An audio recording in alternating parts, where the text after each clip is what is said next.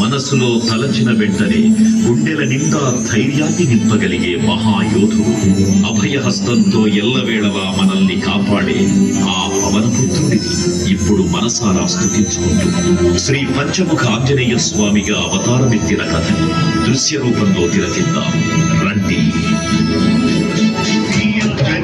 ప్రసన్నాంజనేయం ప్రభాదిత్యకాయం ప్రకీర్తిం ప్రదాయం భజేవా పుత్రం భజేవా నగాత్రం భజేహం పవిత్రం భజే సూర్యమిత్రం భజే రూపం భజే బ్రహ్మతేజం. అది రామాయణ మహాయుద్ధం భీకరంగా సాగుతున్న తరుణం. శ్రీరామచంద్రుని సారథ్యంలో వానర సైన్యంతో విజృంభిస్తూ లక్ష్మణ స్వామి తనతో పోరాటం చేస్తున్న రావణుడి కుమారుడు ఇంద్రజిత్ తలని బాణంతో ఒక్క వేటుతో వేరు చేశాడు.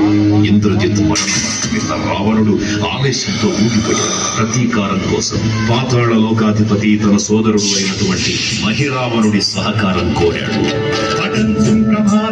సాయంత్రమీ రామ సంకీర్తనలు చేసి నీ రూపు వర్ణించి నీ మీద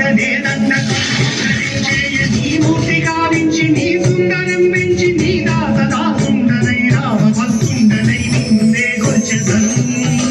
నీ కటాక్షంబునం చూచితే వేడుకలు చేసితే నా మురాలించితే నన్ను రక్షించితే.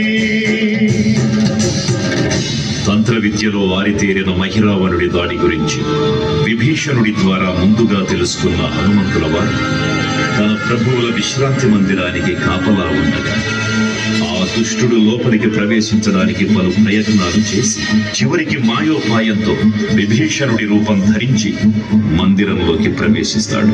నిద్రిస్తున్న రామలక్ష్మణులను అపహరించి పాతాళ లోకానికి తీసుకెళ్ళిపోతాడు.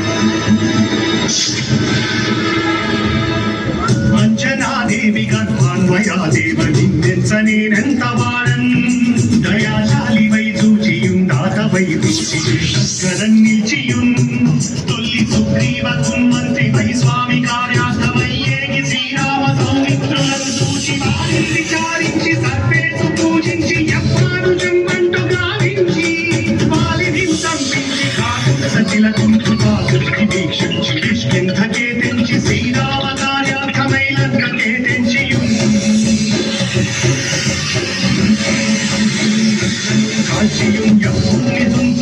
ఆనందం పొంగి ఆయుంగరం విచ్చి